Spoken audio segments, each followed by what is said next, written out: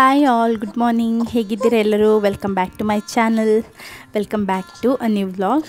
ಇವತ್ತಿನ ಈ ಒಂದು ವ್ಲಾಗ್ ಬೆಳಿಗ್ಗೆಯಿಂದ ಸ್ಟಾರ್ಟ್ ಮಾಡ್ತಾ ಇದ್ದೇನೆ. ನೋಡ್ಬೋದು ನೀವು ಹೇಗೆ ಮಿಸ್ಟ್ ಕವರ್ ಆಗಿದೆ ಅಂತ ಹೇಳಿ. ಮೊನ್ನೆ ಒಂದು ದಿನ ಮಳೆ ಬಂದಿತ್ತು, ನಿನ್ನೆ ಬಂದಿರಲಿಲ್ಲ. ಬಟ್ ಇವತ್ತು ಫುಲ್ ವೆದರ್ ಫುಲ್ ಮಿಸ್ಟಿ ಆಗಿದೆ. ನೋಡಲಿಕ್ಕೆ ಕೂಡ ಚೆನ್ನಾಗಿದೆ. 7 ಗಂಟೆ ಆಗ್ತಾ ಉಂಟು. ಬ್ರೇಕ್ಫಾಸ್ಟ್ ನೇಬರ್ ಕೊಡೋದ್ರಿಂದ ನನಗೆ ಅಷ್ಟೊಂದು ಬೆಳಿಗ್ಗೆ ಹರಿ ಮಾಡಿ ನನಗೆ ಕೆಲಸ ಮಾಡಬೇಕಂತ ಇಲ್ಲ. ಸೊ ನಾನಿಲ್ಲಿ ಸ್ವಲ್ಪ ಅಂದರೆ ಮಗುವಿಗೆ ಫೀಡೆಲ್ಲ ಮಾಡಿಯೇ ಎದ್ದು ಬಂದು ಚಾವನ್ನು ಇಟ್ಟಿದ್ದೇನೆ. ಮತ್ತು ನಿನ್ನೆ ನಮಗೆ ನಮ್ಮ ನೇಬರ್ ಬಿರಿಯಾನಿ ಕೊಟ್ಟಿದ್ದರು. ಸೊ ಅದರಲ್ಲಿ ಸ್ವಲ್ಪ ರೈಸ್ ಉಳಿದದನ್ನು ನಾನು ಸಿಯಾನಿಗೆ ಅಂತ ಹೇಳಿ ತೆಗೆದಿಟ್ಟಿದ್ದೆ. ಅವನಿಗೆ ಹೀಗೆ ವೈಟ್ ರೈಸ್, ಬಿರಿಯಾನಿ ರೈಸ್ ಎಲ್ಲ ಇಷ್ಟ. ಅದರ ಪೀಸ್ ಅಷ್ಟು ಇಷ್ಟಪಟ್ಟು ತಿನ್ನೋದಿಲ್ಲ. ಪೀಸಲ್ಲಿ ಕಬಾಬ್ಸ್ ಮಾತ್ರ ಅವನಿಗೆ ಇಷ್ಟ ಆಗುವಂಥದ್ದು, ಬಟ್ ರೈಸ್ ಇಷ್ಟ ಆಗ್ತದೆ. ಹಾಗೆ ರೈಸನ್ನು ತೆಗೆದಿಟ್ಟಿದ್ದೆ. ಅದನ್ನು ಇವತ್ತು ಟಿಫಿನಿಗೆ ಕೂಡ ಕೊಡಲಿಕ್ಕಿದ್ದೇನೆ. ಹಾಗೆ ಯಾರಾದರೂ ಫಸ್ಟ್ ಟೈಮ್ ನನ್ನ ಚಾನಲಲ್ಲಿ ಈ ವಿಡಿಯೋನ ನೋಡ್ತಾ ಇದ್ದೀರಾ ಆದರೆ ನಿಮಗೆ ನನ್ನ ಚಾನಲ್ ಹಾಗೂ ವಿಡಿಯೋ ಇಷ್ಟ ಆಗ್ತದೆ ಆದರೆ ಲೈಕ್ ಮಾಡೋದನ್ನು ಹಾಗೂ ಸಬ್ಸ್ಕ್ರೈಬ್ ಆಗೋದನ್ನು ಮರಿಬೇಡಿ. ಹಾಗೂ ನನ್ನ ರೆಗ್ಯುಲರ್ ವ್ಯೂವರ್ಸಲ್ಲಿ ಯಾರೆಲ್ಲ ಸಬ್ಸ್ಕ್ರೈಬ್ ಆಗದೆ ನೋಡ್ತಾ ಇದ್ದೀರಾ ಸಬ್ಸ್ಕ್ರೈಬ್ ಆಗಿ ಮತ್ತು ಹತ್ತಿರದಲ್ಲಿರುವಂಥ ಬೆಲ್ಲೈಕನನ್ನು ಪ್ರೆಸ್ ಮಾಡಿ. ಆಗ ನಾನು ಯಾವುದೇ ನಿಮಗೆ ವೀಡಿಯೋಸ್ ಹಾಕಿದರೆ, ಶಾರ್ಟ್ಸ್ ಆಗಿರ್ಬೋದು, ಲಾಂಗ್ ವೀಡಿಯೋಸ್ ಹಾಕಿರ್ಬೋದು ಅಥವಾ ಪೋಸ್ಟ್ ಹಾಕಿದರೂ ಕೂಡ ನಿಮಗೆ ಅಪ್ಡೇಟ್ ಸಿಗ್ತದೆ. ನಾನು ವಾಯ್ಸ್ ಓವರ್ ಕೊಡುವಾಗ ಮಗುವಿಗೆ ಫೀಡ್ ಮಾಡಿಸ್ತಾ ಇದ್ದೇನೆ. ಹಾಗೆ ಏನಾದರೂ ಸ್ವಲ್ಪ ಎಕ್ಸ್ಟ್ರಾ ಸೌಂಡ್ಸ್ ಎಲ್ಲ ಕೇಳಿದರೆ ಮಗುವಿಂದ ಆಯಿತಾ. ಚಿಕ್ಕ ಮಗು ಇರೋರಿಗೆ ಗೊತ್ತಿರ್ಬೋದು, ಮಗು ಫೀಡನ್ನು ತಗೊಳ್ಳುವಾಗ ಕಂಟಿನ್ಯೂಸ್ ಆಗಿ ಸಕ್ ಮಾಡುವಾಗ ಮತ್ತು ಗಲ್ಪ್ ಮಾಡುವಾಗ ಸೌಂಡ್ ಮಾಡ್ತಾನೆ ಇರ್ತದೆ. ಅದನ್ನು ನಮಗೆ ಅವಾಯ್ಡ್ ಮಾಡಲಿಕ್ಕೆ ಆಗೋದಿಲ್ಲ. ಮತ್ತು ನನಗೆ ಅಂದರೆ ಟೈಮ್ ಸಿಗುವಾಗ ನಾನು ವಾಯ್ಸ್ ಓವರ್ ಕೊಡುವಂಥದ್ದು. ಹಾಗಾಗಿ ಜಸ್ಟ್ ಬೇರ್ ವಿತ್ ಮೀ, ಓಕೆ. ಮತ್ತು ಇಲ್ಲಿ ಮಗುವನ್ನು ನಾನು ಬರ್ಪ್ ಮಾಡಿಸಲಿಕ್ಕೆ ಅಂತ ಹೇಳಿ ಹೊರಗೆ ಕರ್ಕೊಂಡು ಬಂದಿದ್ದೇನೆ ಬೆಳಿಗ್ಗೆನೆ. ಅಂದರೆ ಒಳಗೆ ಇದ್ದರೂ ಕೂಡ ನಾವು ಫ್ಯಾನ್ ಹಾಕಲೇಬೇಕು, ಬಟ್ ಹೊರಗೆ ತಣ್ಣಗಿರೋದ್ರಿಂದ ನಾನು ಸ್ವಲ್ಪ ಹೊತ್ತು ನಾನು ಹಿಡ್ಕೊಂಡು ಹೊರಗಡೆ ಕೂತ್ಕೊಂಡಿದ್ದೆ. ಅವನಿಗೆ ಫೀಡೆಲ್ಲ ಕೊಟ್ಟಾಯಿತು. ಸಿಯಾನ್ ಮಾತ್ರ ಎದ್ದೊಳ್ಳಿಕ್ಕೇ ಕೇಳೋದಿಲ್ಲ ಈಗ ಶಾಲೆ ಶುರುವಾಗಿ 1 ವೀಕ್ ಆಗ್ತಾ ಬಂತು. ಆದರೆ ಗಟ್ಟಿ ಮಲಗ್ತಾ ಇದ್ದದ್ದಲ್ವ ಹಾಲಿಡೇಸಲ್ಲಿ ಎಲ್ಲ. ಮತ್ತು ಇವಾಗ ತಂಪಿರೋದ್ರಿಂದ ವೆದರ್ ಎದ್ದೊಳ್ಳಿಕ್ಕೇ ಕೇಳೋದಿಲ್ಲ. ಬೆಳಿಗ್ಗೆ ಎಷ್ಟು ಹೊತ್ತಿಂದ ಎಬ್ಬಿಸಿದರೂ ಕೂಡ ಎದ್ದೊಳ್ಳೋದೇ ಕಷ್ಟದಲ್ಲಿ. ಮೊನ್ನೆ ನಾನೊಂದು ವಿಡಿಯೋ ಅಪ್ಲೋಡ್ ಮಾಡಿದ್ದೆ. ಅಂದರೆ ಒಬ್ಬರು ಯೂಟ್ಯೂಬರ್ ಬಗ್ಗೆ ಅವರಿಗೆ ಕೆಟ್ಟದಾಗಿ ಕಾಮೆಂಟ್ ಮಾಡಿದ್ದಾರೆ ಅಂತ ಹೇಳಿ ತುಂಬ ಜನ ಅಗ್ರಿ ಮಾಡಿದ್ದೀರಾ. ಹಾಗೂ ತುಂಬ ಮಂದಿ ಅಂದರೆ 98% ತನಕ ನನಗೆ ಪಾಸಿಟಿವ್ ರೆಸ್ಪಾನ್ಸ್ ಬಂದಿದೆ. Thank you so much. ನೀವೆಲ್ಲ ಸಪೋರ್ಟ್ ಮಾಡಿದ್ದಕ್ಕೇ ಈಗ 18,000 ಸಬ್ಸ್ಕ್ರೈಬರ್ಸ್ ಆಗಿದ್ದಾರೆ. ನಾನು ಅಂದರೆ ಬೇರೆ ಈಗ ಮೊನ್ನೆ ವಿಡಿಯೋದಲ್ಲಿ ಕೂಡ ತುಂಬ ಜನ ಹೇಳಿದ್ರ ಏನು ಕೆಲಸ ಎಲ್ಲ ಮಾಡಬೇಡಿ ಅಂತ ಹೇಳಿ. ನಾನೇನು ಕೂಡ ಕೆಲಸ ಮಾಡಲಿಕ್ಕೆ ಹೋಗೋದಿಲ್ಲ. ಹೌಸ್ ಹೆಲ್ಪ್ ಬರ್ತಾರಲ್ಲ, ಸೌರೆ ಮಾಡುವಂಥದ್ದು ಮತ್ತು ಚಿಕ್ಕ ಪುಟ್ಟ ಕೆಲಸಗಳಿಗೆ ಬಟ್ಟೆ ಫೋಲ್ಡ್ ಮಾಡೋದು ಅದು ಇದು ನಾವು ಮಾಡಲೇಬೇಕಾಗ್ತದೆ. ಅಂಥ ಕೆಲವೊಂದು ಕೆಲಸಗಳನ್ನು ನಾನು ಮಾಡ್ತೇನೆ. ಮತ್ತು ಸೆಕ್ಷನ್ ಆಗಿದೆ ಅಂತ ಹೇಳಿ ಸೆಕ್ಷನ್ ಆದವರು ಸುಮ್ಮನೆ ಮಲಗಲಿಕ್ಕೆ ಹೋಗಬೇಡಿ.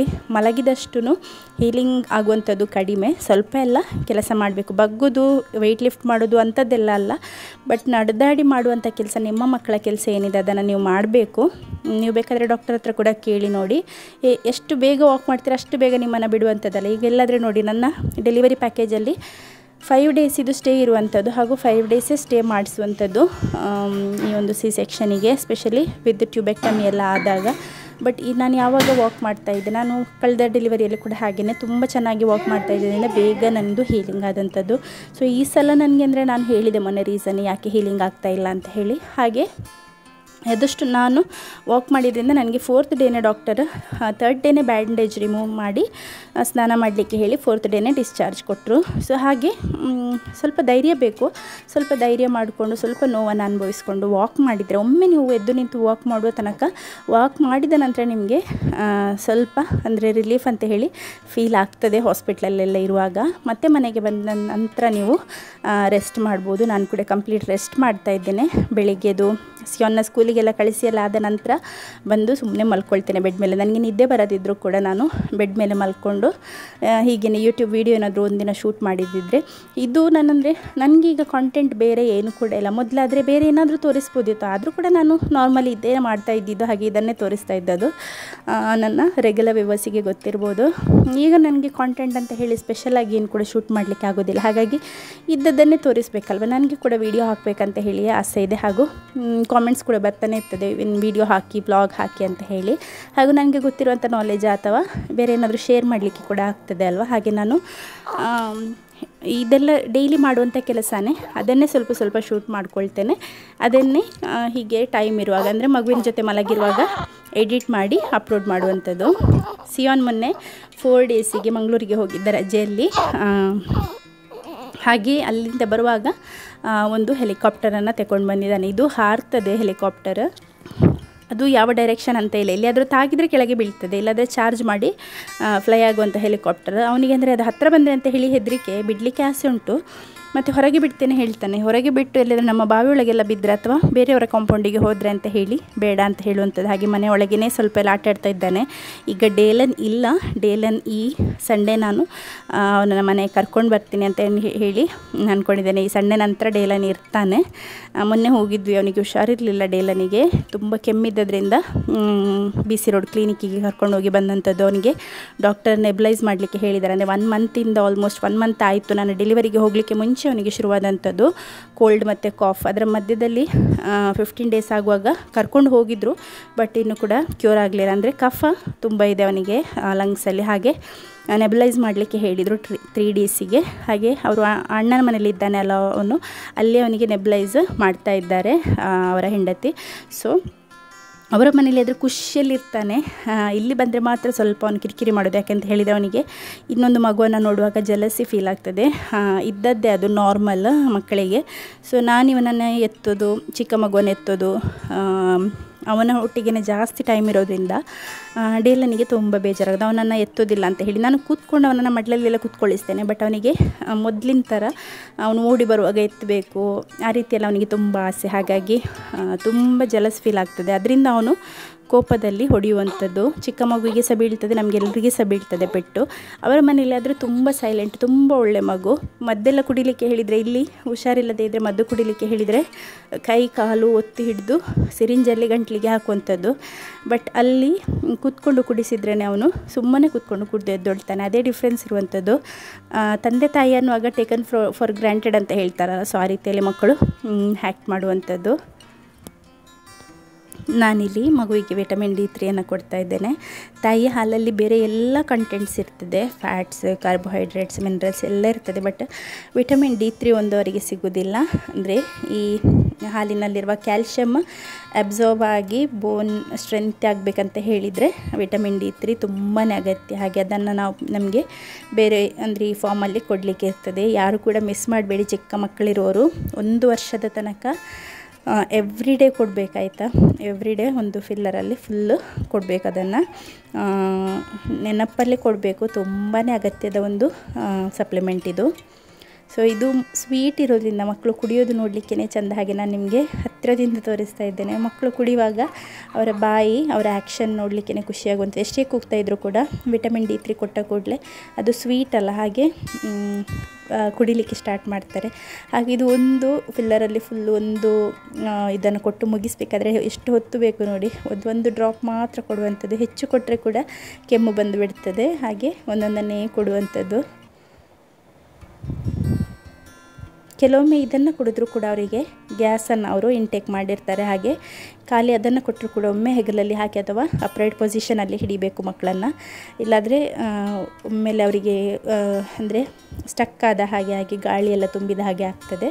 ಸೊ ಅದಾದ ನಂತರ ಕೂಡ ಸ್ವಲ್ಪ ಅಪ್ರೈಟ್ ಪೊಸಿಷನಲ್ಲಿ ಹಿಡಿದು ನೆಕ್ಸ್ಟ್ ನಾನು ಅವನನ್ನು ಮಲಗಿಸಲಿಕ್ಕೆ ನೋಡಿದೆ. ಸ್ವಲ್ಪ ಮಲಗುವ ಹಾಗೆ ಮಾಡ್ತಾಯಿದ್ದೆ, ಬಟ್ ನಿದ್ದೆ ಬರ್ತಾ ಇರಲಿಲ್ಲ. ಹಾಗೆ ಇನ್ನೊಂದು ರೌಂಡು ಫೀಡ್ ಕೊಡ್ತಾ ಇದ್ದೇನೆ.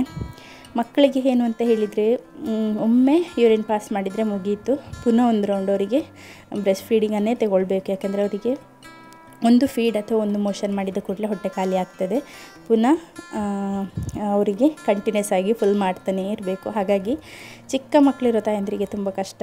ಆಗಾಗ ಫೀಡ್ ಮಾಡ್ತಾ ಇರಬೇಕು, ಎಲ್ಲಿ ಸಹ ಹೋಗಲಿಕ್ಕಿಲ್ಲ. ಈಗ ಸಿಯೋನ್ ಖುಷಿಯಲ್ಲಿ ಹೋಗ್ತಾ ಇದ್ದಾನೆ. ಫಸ್ಟ್ ಡೇ ಖುಷಿಯಿಂದ ಹೋದ ಶಾಲೆಗೆ. ನೆಕ್ಸ್ಟ್ ಡೇ ಕೂಗಿದಾಯ್ತು, ತುಂಬ ಅಂದರೆ ತುಂಬ ಕೂಗಿದ, ಹೋಗೋದಿಲ್ಲ ಅಂತ ಹೇಳಿ.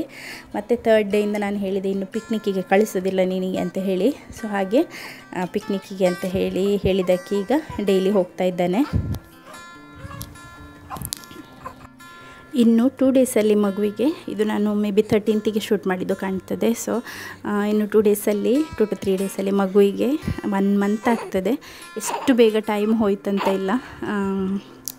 ಇನ್ನು ನೋಡಿ ಹಾಗೇ ಬೇಗ ಬೇಗ ದೊಡ್ಡವರಾಗ್ತಾ ಹೋಗ್ತಾರೆ. ಅಂದರೆ ನಮಗೇನೆ ಈಗ ನನಗೇನೆ ಇಷ್ಟು ದಿನ ಇಷ್ಟು ರಾತ್ರಿ ನಿದ್ದೆ ಬಿಟ್ಟರೂ ಕೂಡ ಎಷ್ಟು ಬೇಗ ಟೈಮ್ ಹೋಯ್ತಲ್ಲ ಅಂತ ಹೇಳಿ ಅನ್ನಿಸ್ತಾ ಉಂಟು. So time just flies. ಹಾಗಾಗಿ ನಾವು ಆದಷ್ಟು ಎಂಜಾಯ್ ಮಾಡಬೇಕು. ಸಿಯೋನ್ದು ಬಸ್ ಕೂಡ ಬಂತು, ಸಿಯೋನ್ ಹೋಗಿದ್ದಾನೆ ಸ್ಕೂಲಿಗೆ. ಹಾಗೆ ನಾನಿಲ್ಲಿ ಒಂದೊಂದು ಉಗುರು ಕಟ್ ಮಾಡಲಿಕ್ಕಿತ್ತು. ಸೊ ಉಗುರು ಕಟ್ ಮಾಡುವಂತ ಹೇಳಿ ಬಂದೆ ಅವನಿಗೆ. ಆದರೆ ಏನೋ ಸಮಾಧಾನ ಇಲ್ಲ ಇವತ್ತು. ಹಾಗೆ ಅವನು ಬಿಡ್ತಾ ಇರಲಿಲ್ಲ. ಮತ್ತು ಗಾಯ ಎಲ್ಲ ಆದರೆ ಅಂತ ಹೇಳಿ ನಾನು ಮತ್ತೇ ಕಟ್ ಮಾಡ್ತೇನೆ ಅಂತ ಹೇಳಿ ಅಂದ್ಕೊಂಡೆ. ಅಲ್ಲಿ ಹೋಗಿ ಸ್ವಲ್ಪ ಹೊತ್ತಲ್ಲಿ ಬರುವಷ್ಟರೊಳಗೆ ಅವನಿಗೆ ಪುನಃ ಒಂದು ರೌಂಡು ಸುಸು ಮಾಡಿದ್ದ ಕಾಣ್ತದೆ. ಹಾಗಾಗಿ ಹಸಿವಾಗಲಿಕ್ಕೆ ಸ್ಟಾರ್ಟ್ ಆಯಿತು. ಈ ಕ್ಲಾತ್ ಡೈಪರ್ಸ್ ನಾನು ಯೂಸ್ ಮಾಡುವಂಥದ್ದು ಕೇಳ್ತಾ ಇದ್ದರೆ ನೀವು, ಇದರದ್ದು ಲಿಂಕ್ ಡಿಸ್ಕ್ರಿಪ್ಷನಲ್ಲಿ ಕೊಟ್ಟಿರ್ತೇನೆ ನಾನು.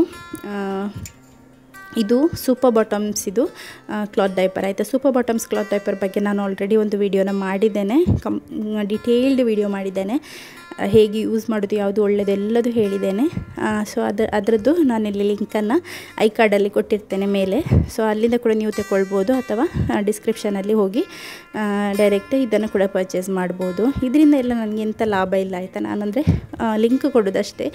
ಲಾಭ ಉಂಟು ಅಫಿಲಿಯೇಟ್ ಮಾರ್ಕೆಟಿಂಗ್ ಮಾಡುವವರಿಗೆ, ನನಗೆ ಅದೆಲ್ಲ ಇಲ್ಲ. ಹಾಗಾಗಿ ಲಿಂಕಲ್ಲೇ ನೀವು ಹೋಗಿ ಪರ್ಚೇಸ್ ಮಾಡ್ಬೋದು, ಏನು ಸಹ ತೊಂದರೆ ಇಲ್ಲ. ನಿಮಗೇನು ಪ್ರೈಸ್ ಹೈಕ್ ಆಗ್ತದೆ ಆ ರೀತಿಯಲ್ಲೆಲ್ಲ ಏನು ಕೂಡ ಇಲ್ಲ. ಮತ್ತು ನ್ಯೂ ಮದರ್ಸಿಗೆ ಒಂದು ಟಿಪ್ ನೋಡಿ, ಚಿಕ್ಕ ಮಕ್ಕಳಿರುವಾಗ ಒಂದು 2 ಮಂತ್ಸ್ವರೆಗೆ ಮಕ್ಕಳಿಗೆ ನೀವು ಟಿಶ್ಯೂವನ್ನು ಹೀಗೆ ವೆಟ್ ಟಿಶ್ಯೂನ ತಗೊಂಡು ಎರಡೆರಡಾಗಿ ಡಿವೈಡ್ ಮಾಡಿ. ಇದು ಕೂಡ ನನಗೆ ನನ್ನ ಸಿಯೋನ್ ಇವನು ಡೇಲನ್ ಇದ್ದಾನಲ್ಲ, ಡೇಲನ್ನ ನೋಡ್ಕೊಳ್ತಾ ಇದ್ದಾರಲ್ಲ ಅತ್ತಿಗೆ, ಅವರೇ ಹೇಳಿಕೊಟ್ಟಂಥದ್ದು ನನಗೆ ಚಿಕ್ಕದಿರುವಾಗ, ಸಿಯೋನ್ ಚಿಕ್ಕದಿರುವಾಗ ಈ ರೀತಿ ಮಾಡಲಿಕ್ಕೆ ಅಂತ ಹೇಳಿ. ಒಂದು ಫುಲ್ ವೆಟ್ ವೈಪ್ ತಗೊಂಡ್ರೆ ಅದು ವೇಸ್ಟ್ ಆಗ್ತದೆ. ಯಾಕೆಂದರೆ ಮಕ್ಕಳು ಮಾಡುವಂಥದ್ದು ಸ್ವಲ್ಪ ಸ್ವಲ್ಪ ಮೋಷನ್ ಪಾಸ್ ಮಾಡೋದು. ಹಾಗಾಗಿ ಒಂದು ವೆಟ್ ವೈಪನ್ನು 3 ಅಥವಾ 2 ಡಿವೈಡ್ ಮಾಡ್ಕೊಂಡು ಯೂಸ್ ಮಾಡಿದರೆ ವೆಟ್ ವೈಪ್ಸ್ ಕೂಡ ಯೂಸ್ ಆಗೋದು ಕಡಿಮೆ ಆಗ್ತದೆ, ವೇಸ್ಟ್ ಆಗೋದಿಲ್ಲ. ಹಾಗೂ ಏನು ಹೇಳ್ತಾರೆ, ಕ್ಲೀನ್ ಮಾಡಲಿಕ್ಕೆ ಕೂಡ ಈಸಿ ಆಗ್ತದೆ. ಯಾಕೆಂದರೆ ಮಗುವಿನ ಬಟ್ಟೆ ಏರಿಯಾ ಚಿಕ್ಕದಲ್ವ, ಇಷ್ಟೇ ಇರುವಂಥದ್ದು, ಅಂಗ ಎಷ್ಟೇ ಇರುವಂಥದ್ದು, ಅದನ್ನು ಕ್ಲೀನ್ ಮಾಡಲಿಕ್ಕೆ ಎಷ್ಟು ಬೇಕಲ್ವ. ಹಾಗೆ ಆ ರೀತಿಯಲ್ಲಿ ಡಿವೈಡ್ ಮಾಡಿ 1 ಅಥವಾ 2 ಕಟ್ ಮಾಡಿ ಯೂಸ್ ಮಾಡಿ. ತುಂಬ ಕೂಡ ಸೇವ್ ಆಗ್ತದೆ, ಇಲ್ಲಾಂದರೆ ತುಂಬ ವೇಸ್ಟ್ ಆಗ್ತದೆ ವೆಟ್ ವೈಪ್. ಹಾಗೆ ಇವಾಗ ಮೋಷನ್ ಪಾಸ್ ಮಾಡಿದ್ದ ಅದನ್ನು ಕ್ಲೀನ್ ಮಾಡಿ ಹೊಸತೊಂದು ಡೈಪರ್ ಹಾಕಿಕೊಟ್ಟು ಫೀಡ್ ಕೊಟ್ಟು ಈಗ ಮಲಗೋದು. ಅವನಿಗೆ ನಾನು ಹತ್ತಿರ ಇದ್ದರೆ ಮಾತ್ರ ಅವನು ಗಟ್ಟಿ ಮಲಗ್ತಾನೆ. ನಾನು ಎದ್ದೆಲ್ಲಿಯಾದರೂ ಹೋದರೆ ಅವನಿಗೆ ಗೊತ್ತಾಗ್ತದೆ. ಅಂದರೆ ತಾಯಿಯ ಬಿಸಿ ಹೋದ ಕೂಡಲೇ ಎದ್ದೊಳ್ತಾನೆ. ಹಾಗೆ ನಾನು ಅವನನ್ನು ಆದಷ್ಟು ನನ್ನ ಹತ್ತಿರ ಇಟ್ಕೊಂಡು ಮಲಗುವಂಥದ್ದು. ಮತ್ತು ಬ್ರೆಸ್ಟ್ ಫೀಡಿಂಗ್ ಮಾಡುವವರಿಗೆ ಬ್ರೆಸ್ಟ್ ಮಿಲ್ಕ್ ಬೂಸ್ಟ್ ಆಗಲಿಕ್ಕೆ ಏನು ಮಾಡಬೇಕಂತ ಹೇಳಿ, ನನಗೆ ಬ್ರೆಸ್ಟ್ ಮಿಲ್ಕ್ ಇದೇನು ತೊಂದರೆ ಬರೋದಿಲ್ಲ. ನನಗೆ 3 ಪ್ರೆಗ್ನೆನ್ಸೀಸಲ್ಲಿ ಬರಲಿಲ್ಲ. ಬಟ್ ಕೊರೋನಾ ಇಂಜೆಕ್ಷನ್ ತಗೊಂಡ ನಂತರ ಆಗ ದೊಡ್ಡವನಿದ್ದ ಸಿಯೋನ್, ಆದರೂ ಕೂಡ ಸ್ವಲ್ಪ ಮಿಲ್ಕ್ ಸಪ್ಲೈ ಡ್ರಾಪ್ ಆಗಿತ್ತು. ಬಟ್ ಸ್ಟಿಲ್ ಮತ್ತೆ ಅದು ಸರಿ ಕಂಟಿನ್ಯೂ ಆಯಿತು. ಒಂದು 1 ವೀಕ್ ಕಡಿಮೆ ಇತ್ತು ಸಪ್ಲೈ. ಬಟ್ ಬೇರೆ 2 ಮಕ್ಕಳಲ್ಲಿ ನನಗೆ ಏನೂ ತೊಂದರೆ ಆಗಲಿಲ್ಲ. 3 ವರ್ಷ 4 ವರ್ಷ ತನಕ ಕೂಡ ಬ್ರೆಸ್ಟ್ ಮಿಲ್ಕ್ ಇರ್ತದೆ. ಹಾಗೆ ಬ್ರೆಸ್ಟ್ ಮಿಲ್ಕ್ ಬೂಸ್ಟ್ ಮಾಡಲಿಕ್ಕೆ ನ್ಯಾಚುರಲ್ ಆಗಿ ಅಂತ ಹೇಳಿದರೆ ಆದಷ್ಟು ನಿಮ್ಮ ಮಗುವನ್ನು ಹತ್ತಿರ ಇಟ್ಕೊಳ್ಳಿ, ಸ್ಕಿನ್ ಟು ಸ್ಕಿನ್ ಇಟ್ಕೊಳ್ಳಿ. ನಿಮ್ಮ ಬಟ್ಟೆಯನ್ನು ತೆಗೆದು ಚೆಸ್ಟ್ ಮೇಲೆ ಮಗುವನ್ನು ಮಲಗಿಸ್ಕೊಳ್ಳಿ. ಸ್ಕಿನ್ ಟು ಸ್ಕಿನ್ ಕಾಂಟ್ಯಾಕ್ಟ್ ಇರಬೇಕು ಇಬ್ಬರಿಗೂ ಕೂಡ. ಮತ್ತು ನೀವು ಆ ಬ್ರೆಸ್ಟ್ ಮಿಲ್ಕನ್ನು ಕೊಡುವ ಮೂಮೆಂಟನ್ನು ಎಂಜಾಯ್ ಮಾಡಬೇಕು.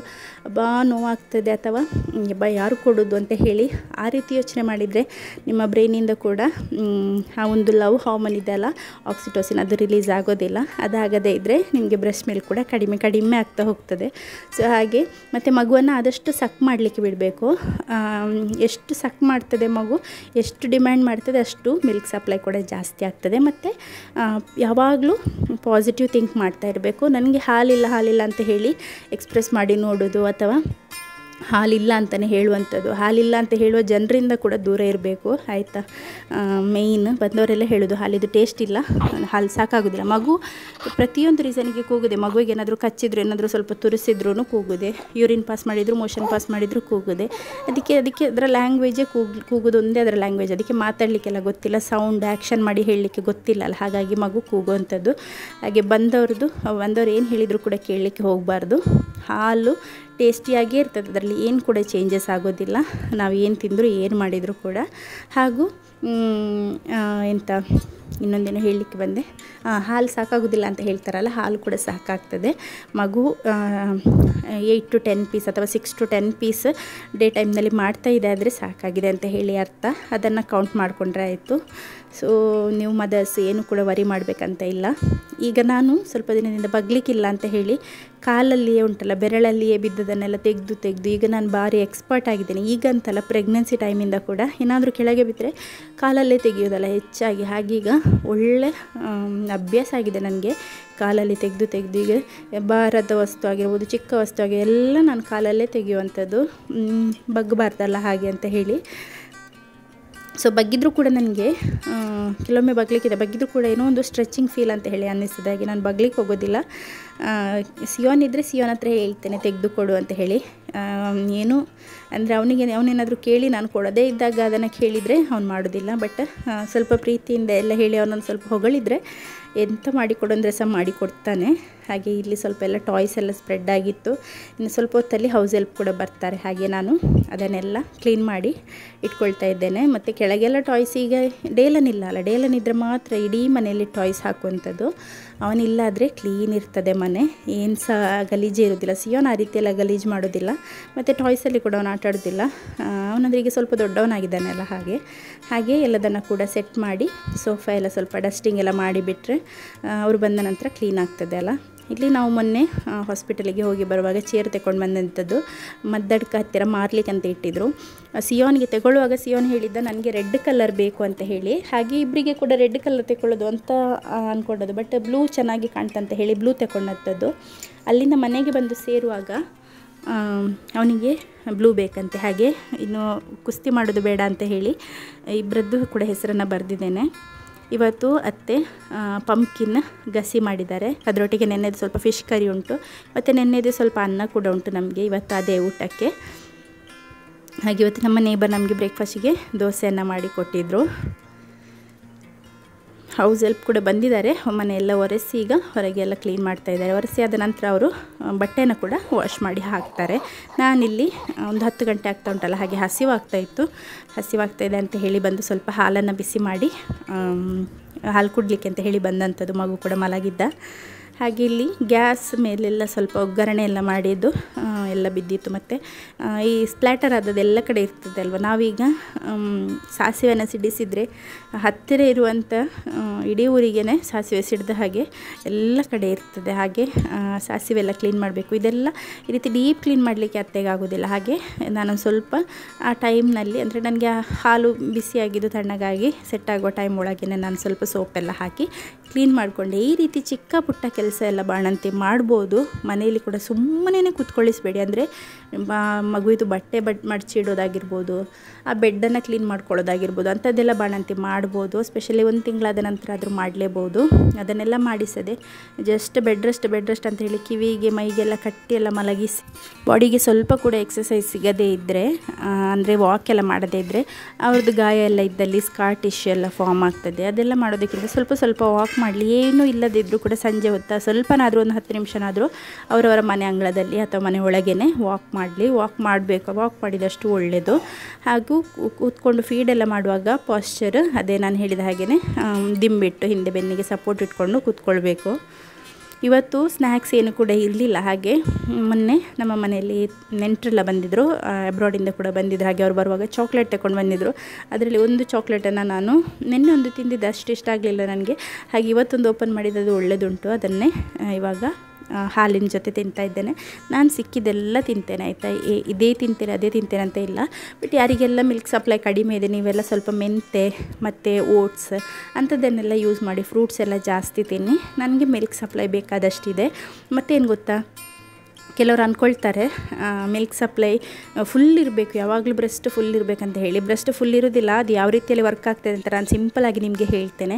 ನೀವು ಡೆಲಿವರಿ ಆಗಿ ಮನೆಗೆ ಬರುವ ಟೈಮ್ನಲ್ಲಿ ಫಸ್ಟಿಗೆ ನಿಮಗೆ ಫಸ್ಟ್ 5 ಡೇಸ್ ಒಳಗೆ ಮಿಲ್ಕ್ ಅಷ್ಟೊಂದು ಇರೋದಿಲ್ಲ ಕೆಲವರಿಗೆ. ಸೊ 3 to 4 ಡೇಸ್ ಆಗುವಾಗ ಮಿಲ್ಕ್ ಬರ್ತದೆ, ತುಂಬ ಇರ್ತದೆ, ಫುಲ್ ಬ್ರೆಸ್ಟ್ ಇರ್ತದೆ. ಒಂದು 2 ವೀಕ್ಸ್ ಎಲ್ಲ ಆಗುವಾಗ ನಿಮ್ಮದು ಡೆಲಿವರಿ ಆಗಿ ಫುಲ್ ಹೆವಿ ಆಗ್ತದೆ. ಕೆಲವರಿಗೆ ತುಂಬ ಇದ್ದು ಹಿಂಡಿ ತೆಗಿಬೇಕಾಗ್ತದೆ. ಅದು ಯಾಕೆ ಅಂತ ಹೇಳಿ ನಿಮ್ಮ ಬಾಡಿಗೆ ಫಸ್ಟಿಗೆ ಗೊತ್ತಾಗೋದಿಲ್ಲ. ಈಗ ನೀವು ಒಂದು ಅಡುಗೆ ಮಾಡ್ತೀರಾ ಅಂತ ಅಂದ್ಕೊಳ್ಳಿ. ನೀವೀಗ ಡೈಲಿ ನಿಮಗೆ 10 ಜನರಿಗೆ ಅಡುಗೆ ಮಾಡಲಿಕ್ಕೆ ಇರ್ತದೆ. ಬಟ್ ನೀವು ಫಸ್ಟ್ ದಿನವೇ ಹೋಗಿ ಅಕ್ಕಿ ಹಾಕುವಾಗ ನಿಮಗೆ ಗೊತ್ತಾಗೋದಿಲ್ಲ ಅಂದಾಜು. ಹಾಗೆ ನೀವೇನು ಮಾಡ್ತೀರಾ, ಕಡಿಮೆ ಅಂತೂ ಆಗಬಾರ್ದು ಅಂತ ಹೇಳಿ ಜಾಸ್ತಿ ಮಾಡ್ತೀರಲ್ಲ, ಬಾಡಿ ಕೂಡ ಹಾಗೆಯೇ ಮಗುವಿಗೆ ಕಡಿಮೆ ಅಂತೂ ಆಗಬಾರ್ದು ಅಂತ ಹೇಳಿ ಜಾಸ್ತಿ ಪ್ರೊಡ್ಯೂಸ್ ಮಾಡ್ತದೆ. ಆಮೇಲೆ ಸ್ವಲ್ಪ ದಿನ ಅದನ್ನು ಅನಲೈಸ್ ಮಾಡ್ತದೆ. ಅಂದರೆ ನೀವು ಕೂಡ ಅನಲೈಸ್ ಮಾಡ್ತೀರಾ, ಯಾರೆಷ್ಟು ಊಟ ಮಾಡ್ತಾರೆ. 10 ಮೆಂಬರ್ಸ್ ಇರೋ ಫ್ಯಾಮಿಲಿಗೆ ನೀವು ಅಡುಗೆ ಮಾಡಿ ಕೊಡ್ತಾ ಇದ್ದೀರಾ, ಆದರೆ ಯಾರೆಷ್ಟು ಊಟ ಮಾಡ್ತಾರೆ, ಎಷ್ಟು ಖಾಲಿ ಆಗ್ತದೆ ಅಂತ ಹೇಳಿ. ಆಗ ನೀವು 6 ಲೋಟ ಅಕ್ಕಿ ಹಾಕ್ತಾ ಇದ್ದಲ್ಲಿ 4 ಲೋಟ ಸಾಕಾದರೆ 4 ಲೋಟ ಅಕ್ಕಿಯನ್ನು ಹಾಕಲಿಕ್ಕೆ ಸ್ಟಾರ್ಟ್ ಮಾಡ್ತೀರಲ್ಲ. ಇದು ಕೂಡ ಹಾಗೆಯೇ ಮಗು ಎಷ್ಟು ಖಾಲಿ ಮಾಡ್ತದೆ, ಎಷ್ಟು ಚೀಪ್ತದೆ, ಬ್ರೆಸ್ಟಿಂದ ಎಷ್ಟು ಮಿಲ್ಕ್ ಖಾಲಿಯಾಗಿದೆ ಅಷ್ಟೇ ಪ್ರೊಡ್ಯೂಸ್ ಮಾಡಿದರೆ ಸಾಕು, ಎಕ್ಸೆಸ್ ಪ್ರೊಡಕ್ಷನ್ ಬೇಡ ಅಂತ ಹೇಳಿ ಬ್ರೈನಿಗೆ ಸಿಗ್ನಲ್ ಹೋಗ್ತದೆ. ಎಷ್ಟು ಹಾಲು ಬ್ರೆಸ್ಟಲ್ಲಿ ಉಳಿತದೆ ನೋಡಿ, ಅದನ್ನು ನಮ್ಮ ಬಾಡಿ ಕ್ಯಾಲ್ಕುಲೇಟ್ ಮಾಡಿ ಬ್ರೈನಿಗೆ ಸಿಗ್ನಲ್ ಕೊಡ್ತದೆ. ಇಷ್ಟೊಂದು ಸಪ್ಲೈ ಬೇಡ, ಕಡಿಮೆ ಮಾಡು, ಅಷ್ಟು ಅಗತ್ಯ ಇಲ್ಲ ಅಂತ ಹೇಳುವಾಗ ಮಗು ಎಷ್ಟು ಸಕ್ ಮಾಡಿರುತ್ತೆ ಅಷ್ಟೇ ಖಾಲಿ ಆಗೋದಲ್ಲ. ಆಗ ನಿಮಗೆ ಅಗತ್ಯ ಇರುವಷ್ಟೇ ಮತ್ತೆ ಕೊಡುವಂಥದ್ದು. ಮತ್ತು ಕೆಲವರು ಹೇಳ್ತಾರೆ 1 ತಿಂಗಳು 1.5 ತಿಂಗಳಾಗೋ ತನಕ ಒಳ್ಳೆ ಹಾಲು ಬರ್ತಾಯಿತ್ತು, ಈಗ ಹಾಲೇ ಇಲ್ಲ, ಬ್ರೆಸ್ಟ್ ಹೆವಿ ಅಂತ ಅನಿಸೋದೇ ಇಲ್ಲ, ಮತ್ತೆಂತ ಸಾಫ್ಟಾಗಿ ಉಂಟು, ಫುಲ್ ಆಗೋದೇ ಇಲ್ಲ ಬ್ರೆಸ್ಟ್ ಅಂತ ಹೇಳಿ. ಬ್ರೆಸ್ಟ್ ಖಾಲಿ ಆದ ಹಾಗೇ ತುಂಬ್ತಾನೇ ಇರ್ತದೆ ಅದರಲ್ಲಿ ಹಾಲು.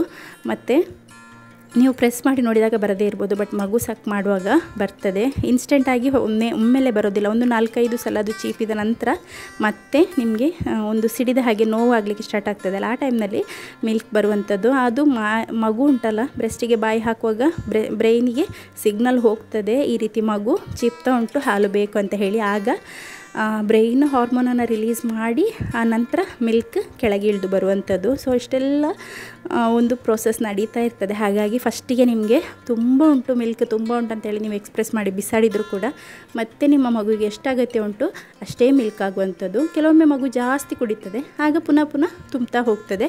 ಬಟ್ ಕೆಲವೊಮ್ಮೆ ಮಗು ಕಡಿಮೆ ಕುಡಿದಾಗ ಕಡಿಮೆನೇ ಸಪ್ಲೈ ಆಗುವಂಥದ್ದು. ಹಾಗಾಗಿ ಹೆಚ್ಚಾಗಿ ನಿಮಗೆ ಹಾಲು ಜಾಸ್ತಿ ಆಗಬೇಕಾದ್ರೆ ಮಗುವಿಗೆ ಹೆಚ್ಚಾಗಿ ಕುಡಿಸಿ ಅಂತ ಹೇಳುವಂಥದ್ದು. ಮಗು ಸಕ್ ಮಾಡಿದರೆ ಮಾತ್ರ ಅದು ಹೆಚ್ಚಾಗಿ ತುಂಬುವಂಥದ್ದು. ಹಾಗಾಗಿ ಮಗುವಿಗೆ ಗಟ್ಟಿ ಹಾಲು ಕುಡಿಸಿದರೆ ಹಾಲು ಕೂಡ ಅಷ್ಟೇ ತುಂಬ್ತಾ ಹೋಗ್ತದೆ. ಇಲ್ಲಿ ನಮ್ಮ ರೂಮಲ್ಲಿ ತುಂಬ ಸೆಕೆ, ತುಂಬ ಸೆಕೆ. ಒಂದು 12 ಗಂಟೆ ಎಲ್ಲ ಆಗುವಾಗ ತುಂಬ ಸೆಕೆ ಆಗ್ತದೆ, ಹಾಗೆ ಮಲಗಲಿಕ್ಕೇ ಆಗೋದಿಲ್ಲ. ಹಾಗೆ ನನ್ನ ಮಗುವನ್ನು ತಂದು ಇಲ್ಲಿ ಸೋಫಾ ಮೇಲೆ ಇಟ್ಟಿದ್ದೆ. ಈ ಹಾಲಲ್ಲಿ ಮತ್ತು ಡೈನಿಂಗ್ ಏರಿಯಾದಲ್ಲಿ ಸ್ವಲ್ಪ ತಂಪಿರುವಂಥದ್ದು. ನಾವು ಮೇಲೆಲ್ಲ ಶೀಟೆಲ್ಲ ಹಾಕಲಿಲ್ಲ ಅಲ್ಲ ಟೆರೆಸ್ ಮೇಲೆ, ಹಾಗಾಗಿ ನಮಗೆ ತುಂಬ ಸೆಕೆ. ಮತ್ತು ಮುಂದೆ ಅಂಗಳದಲ್ಲಿ ಇಂಟರ್ಲಾಕ್ ಇರೋದ್ರಿಂದ ತುಂಬ ಸೆಕೆ ಇರುವಂಥದ್ದು. ಹಾಗೆ ನಾನು ಮಗುವನ್ನು ಊಟದ ಟೇಬಲ್ ಮೇಲೆ ಮಲಗಿಸಿದಂಥದ್ದು. ಅತ್ತೆಲ್ಲ ಊಟ ಮಾಡ್ತಾಯಿದ್ರು. ಅದಾದ ನಂತರ ಅವರೆಲ್ಲ ಹೋಗಿ ಮಲಗಿದ ನಂತರ ನಾನು ಕೂಡ ಮಗು ಮಲಗಿದಾಗ ಊಟ ಮಾಡಿ ಆಮೇಲೆ ಮಧ್ಯಾಹ್ನ ಮಗುವನ್ನು ಅವನ ಬೆಡ್ಡನ್ನು ತಂದು ಡೈನಿಂಗ್ ಟೇಬಲ್ ಮೇಲೆ ಹಾಕಿ ಅಲ್ಲೇ ಮಲಗಿಸಿದ್ದೆ. ಕಂಟಿನ್ಯೂಸ್ ಆಗಿ 3 ಗಂಟೆ ಮಲಗಿದ್ದಾನೆ. ಯಾಕಂದರೆ ಅವನಿಗೆ ಬೆಳಗ್ಗಿಂದ ಸೆಕೆಯಲ್ಲಿ ಬೆಡ್ ಮೇಲೆ ಮಲಗಲಿಕ್ಕೇ ಆಗ್ತಾ ಇರಲಿಲ್ಲ. ತೊಟ್ಟಿಲಲ್ಲಿ ಇನ್ನೂ ಸೆಕೆ, ಕೈಯಲ್ಲಿ ಇಟ್ಕೊಂಡ್ರೆ ಸಹ ಸೆಕೆ, ನನಗೆ ಸಹ ಸೆಕೆ. ಹಾಗೆ ಎಲ್ಲಿ ಮಲಗಿಸಿದ, ನೆಲದಲ್ಲಿ ಮಲಗಿಸಿದರೆ ನನಗೆ ಕೂಡ ಎತ್ತಲಿಕ್ಕೆ ಆಗೋದಿಲ್ಲ, ಅವನಿಗೆ ಮಲಗಿಸಲಿಕ್ಕೆ ಕಷ್ಟ ಆಗ್ತದೆ ಅಂತ ಹೇಳಿ ನಾನು ಟೇಬಲ್ ಮೇಲೆ ಮಲಗಿಸಿದ್ದೆ. ಡೈನಿಂಗ್ ಟೇಬಲ್ ಮೇಲೆ 3 ಗಂಟೆ ಕಂಟಿನ್ಯೂಸ್ ಆಗಿ ಮಲಗಿದ್ದ ಒಳ್ಳೆ ಆರಾಮದಲ್ಲಿ. ಮತ್ತೆ ಎದ್ದಿದ್ದ ಹಾಗೆ ಅವನಿಗೆ ಫೀಡ್ ಮಾಡಿ ನಾನು ಈಗ ಸಿಯೋನ್ ಬಂದಿದ್ದಾನಲ್ಲ, ಹಾಗೆ ಸೋಫಾ ಮೇಲೆ ಇಟ್ಟಿದ್ದೇನೆ. ಹಾಗೆ ನಾನೀಗ ಸಿಯೋನಿಗೆ ಡೈಲಿ ಹೇಳೋದು, ಅವನ ಬೆಲ್ಟೆಲ್ಲ ಏನಿದೆ ಅದನ್ನು ಡ್ರಾವರಲ್ಲಿ ಇಡಬೇಕು. ಏಕೆಂದರೆ ಅವನೇ ಅಲ್ವ ಸ್ವಲ್ಪ ಗ್ರೋನಪ್ ಅಂತ ಹೇಳಿದರೆ, ಅಂದರೆ ಅವನ ಮಕ್ಕಳ ಒಂದು ಪೈಕಿ ಸ್ವಲ್ಪ ದೊಡ್ಡವ ಅಂತ ಹೇಳಿದರೆ ಅವನೆಲ್ಲ. ಹಾಗೆ ಅವನಿಗೆ ಅವನವನ ಕೆಲಸವನ್ನು ಅವನವನೇ ಮಾಡ್ಕೊಳ್ಳಿಕ್ಕೆ ಸ್ನಾನ ಕೂಡ ಅವನೇ ಮಾಡ್ತಾನೆ. ಬಟ್ ನಾನು ಸ್ವಲ್ಪ ಅವನಿಗೆ ಅಂದರೆ ಸೋಪೆಲ್ಲ ಅವನೇ ಹಾಕ್ತಾನೆ, ಫುಲ್ ಹಾಕ್ತಾನೆ, ಕುತ್ತಿಗೆ, ತಲೆ, ಮುಖ ಎಲ್ಲ ಕಡೆ, ಬೆನ್ನಿಗೆ ಫುಲ್ ಹೋಗ್ತದೆ ಅವನ ಕೈ. ಹಾಗೆ ಚೆಂದ ಮಾಡಿ ಆ ಸೋಪೆಲ್ಲ ಹಾಕ್ತಾನೆ. ನೀರು ಕೂಡ ಹಾಕಿ ಅವನೇ ವಾಶ್ ಮಾಡ್ಕೊಳ್ತಾನೆ. ಬಟ್ ಲಾಸ್ಟಿಗೆ ಫೈನಲ್ ಒಂದು ವಾಶ್ ನಾನು ಮಾಡ್ತೇನೆ. ಹಾಗೆ ಅವನಿಗೆ ಸ್ವಲ್ಪ ಆದಷ್ಟು ನಾನು ಮೊದಲಿಂದ ಕೂಡ ಇಂಡಿಪೆಂಡೆಂಟ್ ಮಾಡಲಿಕ್ಕೆ ಟ್ರೈ ಮಾಡ್ತಾಯಿದ್ದೆ. ಬಟ್ ಏನಾಗ್ತದೆ ಅಂತ ಹೇಳಿದರೆ, ಚಿಕ್ಕದಿರೋದ್ರಿಂದ ಈಗ ಅಂದರೆ 5.5 ವರ್ಷ ಆಗಿರೋದ್ರಿಂದ ಯಾವಾಗ ಕೋಪ ಬರ್ತದೆ ಹೇಳಲಿಕ್ಕಾಗೋದಿಲ್ಲ. ಕೋಪ ಬಂದರೆ ಮತ್ತು ಅವನು ಉಲ್ಟನೇ ಮಾತಾಡೋದು, ಉಲ್ಟನೇ ಮಾಡೋದು, ಏನು ಹೇಳಿದ್ರೆ ಸಹ ಉಲ್ಟ ಮಾಡೋದು, ಕೇಳೋದೇ ಇಲ್ಲ. ಮತ್ತು ಖಾಲಿ ಕೋಲಿಗೆ ಮಾತ್ರ ಹೆದರೋದು. ನನಗೆ ಈಗ ಅಂದರೆ ಜಾಸ್ತಿ ಬೊಬ್ಬೆ ಹಾಕಲಿಕ್ಕೆ ಸಹ ಮನಸ್ಸು ಬರೋದಿಲ್ಲ. ಮತ್ತು ಈಗ ಡೇಲನ್ ಇಲ್ಲದೆ ಉಂಟಲ್ಲ, ನನಗೇನೋ ಒಂದು ಬಲನೇ ಇಲ್ಲದ ಹಾಗೆ ಅವನಿದ್ದರೆ ಸಹ ನೋಡಲಿಕ್ಕೆ ತುಂಬ ಕಷ್ಟ ಆಗ್ತದೆ.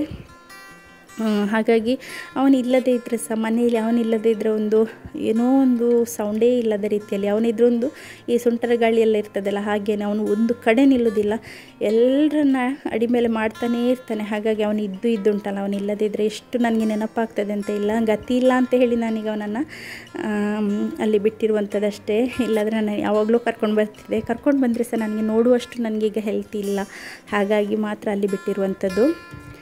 ಬಟ್ ಪರವಾಗಿಲ್ಲ, ಅವರು ನಾನು ಹೀಗೆ ನೋಡ್ಕೊಳ್ತೀನಿ ಹಾಗೇ ಅವರನ್ನು ನೋಡ್ಕೊಳ್ತಾ ಇದ್ದಾರೆ, ಚೆಂದ ಮಾಡಿನೇ ನೋಡ್ಕೊಳ್ತಾ ಇದ್ದಾರೆ.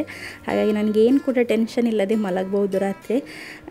ಅವನು ಕೂಡ ಅಲ್ಲಿ ಖುಷಿಯಲ್ಲೇ ಇದ್ದಾನೆ. ಹಾಗೆ ಅವನಿಗೆ ಬೇಜಾರಾಗಿ ಅಲ್ಲಿದ್ದಿದ್ದರೆ ನನಗೆ ಅಷ್ಟೊಂದು ನಿಲ್ಲಕ್ಕೆ ಆಗ್ತಾ ಇರಲಿಲ್ಲ. ಬಟ್ ಅವನು ಖುಷಿಯಿಂದ ಇದ್ದಾನೆ. ಇನ್ನು ಸ್ವಲ್ಪ ದಿನದಲ್ಲಿ ಅವನನ್ನು ಕೂಡ ಕರ್ಕೊಂಡು ಬರ್ತೇನೆ. ನೀವು ಕೂಡ ತುಂಬ ಜನ ಮಿಸ್ ಮಾಡ್ತಾ ಇದ್ದೀರಾ. ನೆಕ್ಸ್ಟ್ ವೀಡಿಯೋಸಲ್ಲಿ ಅವ್ನು ನಿಮಗೆ ಕಾಣಲಿಕ್ಕೆ ಸಿಗ್ಬೋದು ಮೇ ಬಿ.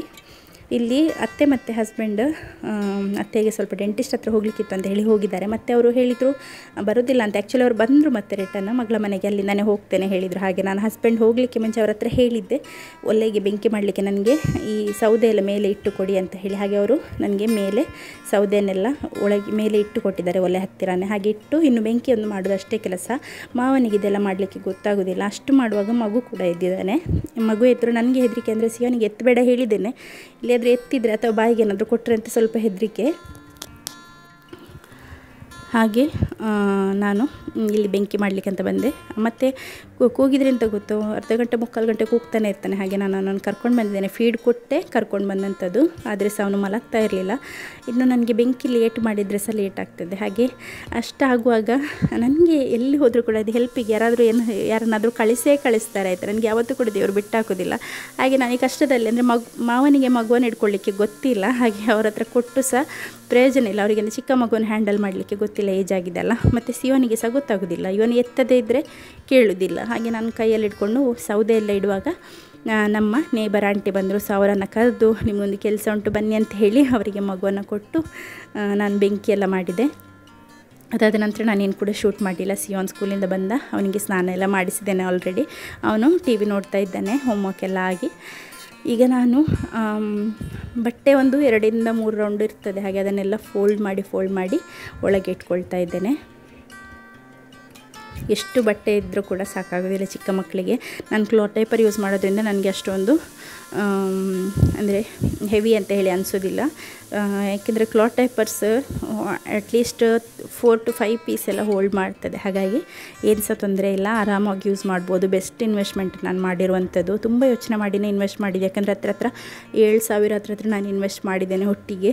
ತುಂಬ ಡೈಪರ್ಸ್ ಇದೆ, ಇವನಿಗೆ ಮತ್ತು ಡೇಲನಿಗೆ ಇಬ್ಬರಿಗೆ ಸೇರಿ ತಗೊಂಡದ್ದು. ಹಾಗೆ 7,000 ಇನ್ವೆಸ್ಟ್ ಮಾಡುವಾಗ ಯೋಚನೆ ಮಾಡ್ತಾರೆ ಅಲ್ವಾ. So best investment. ಹಾಗೆ ನಂದು ಸ್ನಾನ ಆಗಿದೆ. ಇನ್ನು ಮಗುವಿಗೊಂದು ಸ್ನಾನ ಮಾಡಿಸಿದ್ರೆ ನಂದು ಈ ದಿನದ ಕೆಲಸ ಮುಗೀತದೆ.